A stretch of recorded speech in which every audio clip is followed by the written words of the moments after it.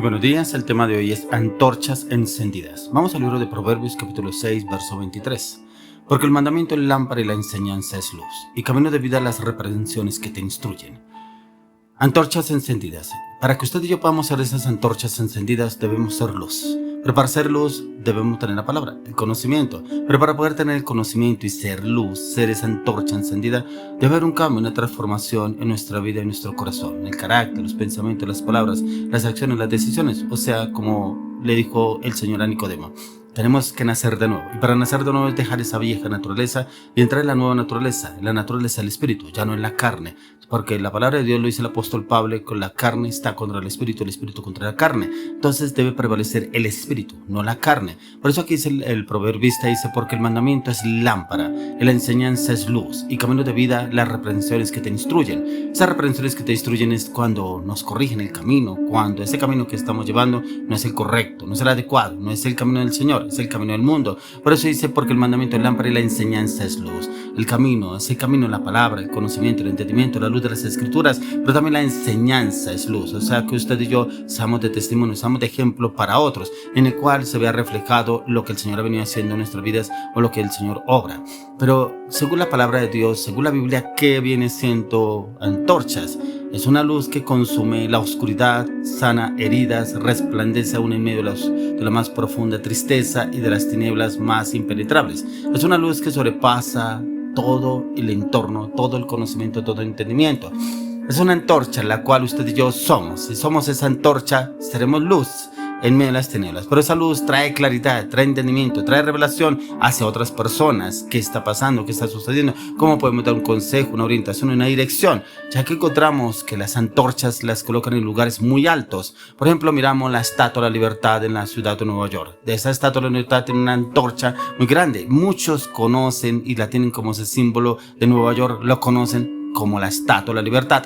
¿Dónde está la Estatua de la Libertad? Por la antorcha que tiene ya, ¿cierto? Pero entonces se destaca esa ciudad precisamente por la Estatua de la Libertad.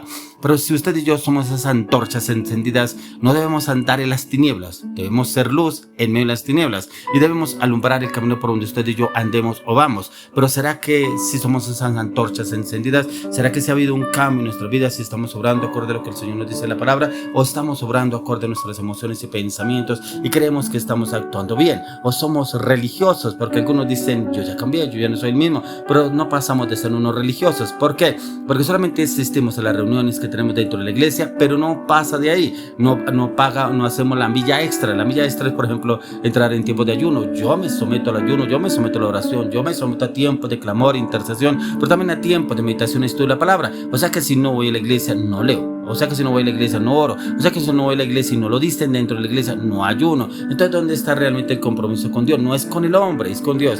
Porque es un compromiso en el cual el Señor quiere llevarnos a usted y a mí, pero el compromiso en el cual quiere ver si realmente usted y yo tenemos un compromiso con el Señor. No con el hombre, es con el Señor. Por eso, cuando somos antorchas, miremos lo que pasó con Saúl. Vamos al libro de 1 Samuel, capítulo 10 al 11.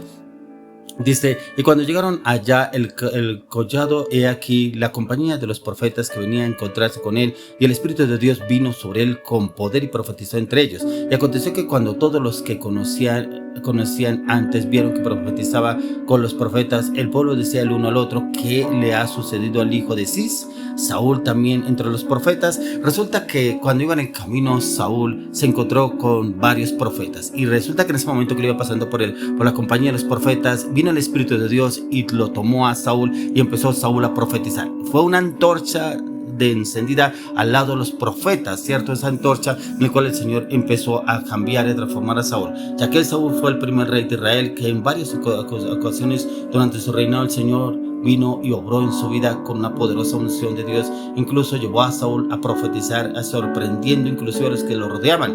Ese día el Espíritu de Dios vino sobre él con poder y empezó a profetizar Saúl con todos los profetas. Saúl tuvo experiencias sobrenaturales con la dirección de Dios en el poder del Espíritu Santo, momentos que detonaron el poder de Dios en su vida, encendiendo en él ese gran fervor, esa gran pasión, ya que muchos escuchaban a Saúl y se quedaban admirados de cómo estaba Dios usando a Saúl, cómo Dios lo estaba usando de una manera sobrenatural. Pero miremos ahí lo que nos habla la palabra en el libro de 1 Samuel capítulo 11 versos 6 y 7.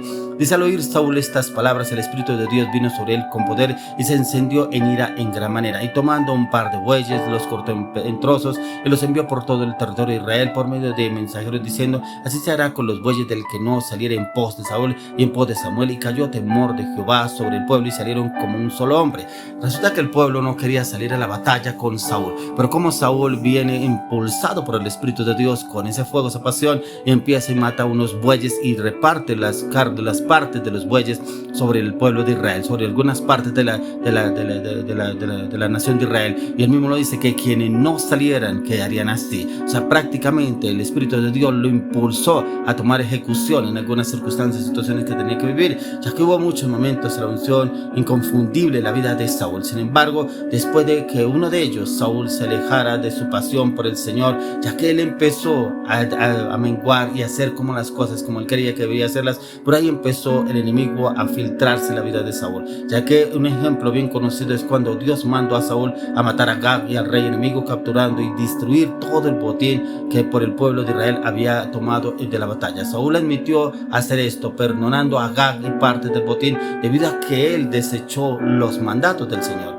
ya que en varias ocasiones Saúl, el Señor se lo había dicho por medio de Samuel. Samuel le había dicho que tenía que hacer tal cual como el Señor se lo mandaba, pero Saúl se apegó más a lo que él pensó y lo que él quería hacer y no permitió que hacer lo que el Señor le mandó. A Saúl, ¿qué pasó con él?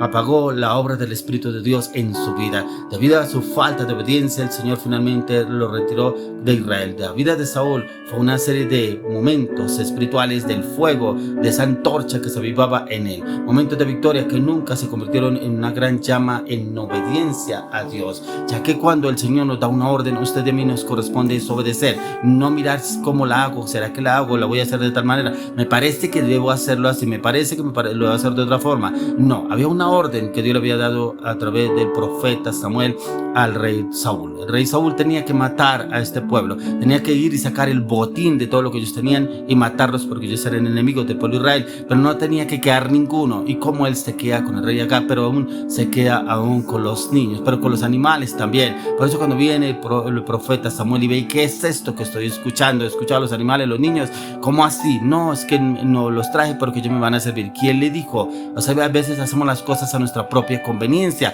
y decimos, ¿por qué esa antorcha encendida no funciona en mi vida? Porque yo buscaba de Dios y tenía ese fuego, esa pasión, oraba por los enfermos, se sanaban, orabas por paralíticos, el Señor los restauraba, orabas por matrimonios divididos y el Señor venía y cambiaba, transformaba todas circunstancias adversas. Y ahora, ¿por qué no? ¿No será que usted anda en desobediencia? ¿No será que usted hace las cosas a su acomodo y no hace como el Señor le ha venido diciendo? Eso mismo pasó con Saúl. Saúl era un rey que el Señor había escogido, pero como este hombre prefirió más bien seguir sus propios instintos, sus propios deseos, no lo que el Señor le había mandado decir por medio de Samuel. Y Samuel quería Dios usarlo también para que él entendiera cómo era que el Señor quiere que lo usara y obrara de una manera sobrenaturalmente. Por eso, ¿cómo debemos usted y yo obrar? ¿Será que si estamos obrando bien o estamos obrando acorde a nuestras emociones, nuestros pensamientos? Ya que como Saúl, al experimentar este fuego, esta pasión, esta antorcha encendida, el fluir del Espíritu de Dios, esto vino directamente de Dios, ya que encontramos cómo Él entró y obró de una manera sobrenatural.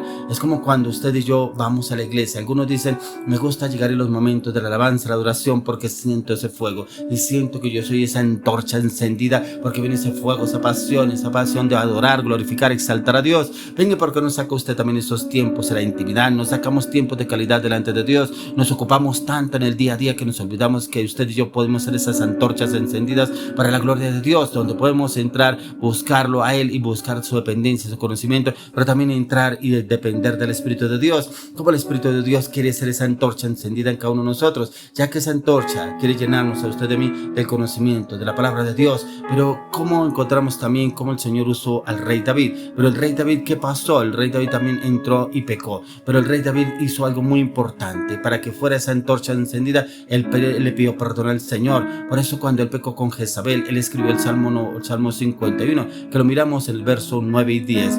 Dice Crea en mí, oh Dios, un corazón limpio y renueva un espíritu recto dentro de mí. No me eches delante de ti y no quites de mí tu Santo Espíritu. Tremendo, porque como el rey David había experimentado el conocer del Espíritu Santo, y cuando pecó sintió que ya el Espíritu Santo no estaba, sintió que no estaba dentro de él, no estaba operando en él. Por eso crea en mí, oh Dios, un corazón limpio y renueva un espíritu recto dentro de mí. No me eches delante de ti y no quites de mí tu Santo Espíritu. Ahí él se arrepintió y este hombre hubo una transformación total en el rey David, que nunca se apartó de Dios y fue el mejor amigo de Dios. Fue una antorcha encendida para el pueblo de Israel durante el resto de su vida. Por hoy soy, le clamo, le pido al Señor que usted y yo seamos esas antorchas encendidas en la obediencia y sujeción en Cristo Jesús.